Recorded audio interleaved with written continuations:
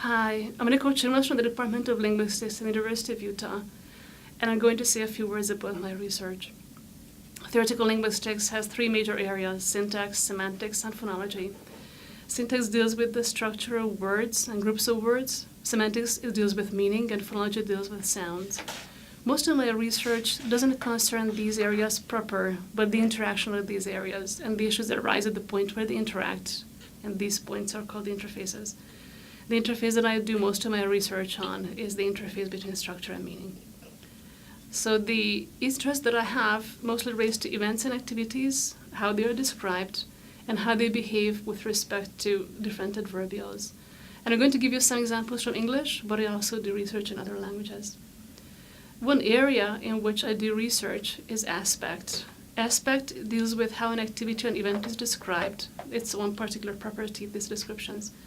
If you take one event, you can describe it in different ways. So for example, consider the following descriptions. Zoe ate the cake, Zoe ate up the cake, and Zoe ate at the cake. These can describe the same event, but they suggest that the cake is finished in different ways. So for example, Zoe ate the cake suggests that the cake is probably gone, but not necessarily gone. In Zoe ate up the cake has to be gone. And in Zoe ate at the cake is not gone. Now these things about whether the cake is gone or not, we have consequences for how adverbials can appear with these descriptions.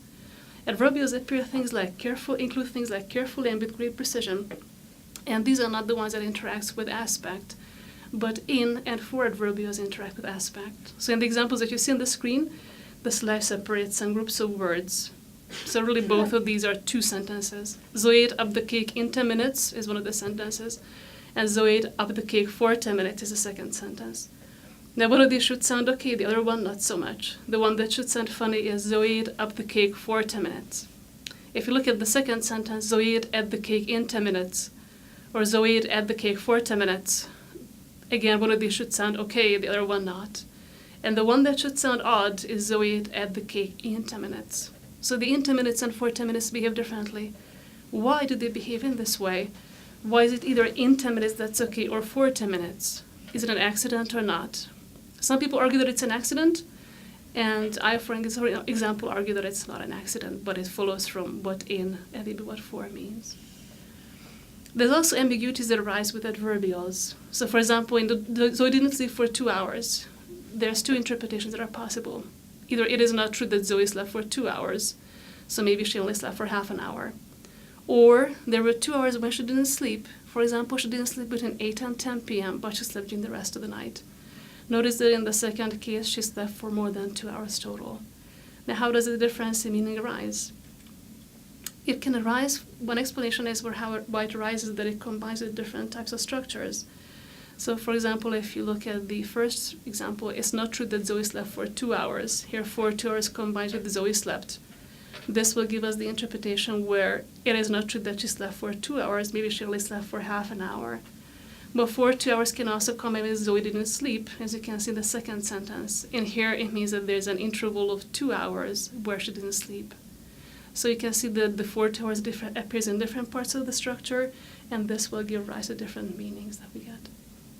Again can also give rise to ambiguities. And again, and related adverbials is an area of research that I do jointly with Benjamin Slade, also from the Department of Linguistics, University of Utah.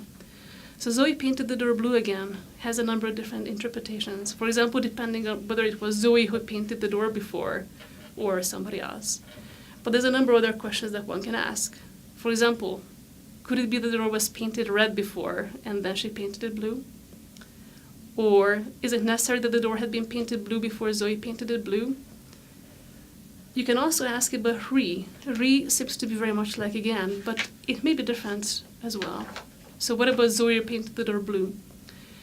The interaction between paint, blue, and again will tell us various things about the structure, how they appear, how they are organized. And in general, they will help us figure out what the structure should be and how the sentence must be built from words in smaller units. In general, the research that I do deals with the meanings of linguistics items, the structure of sentences and different kinds of units, and the division of labor between components in the organization of linguistic abilities.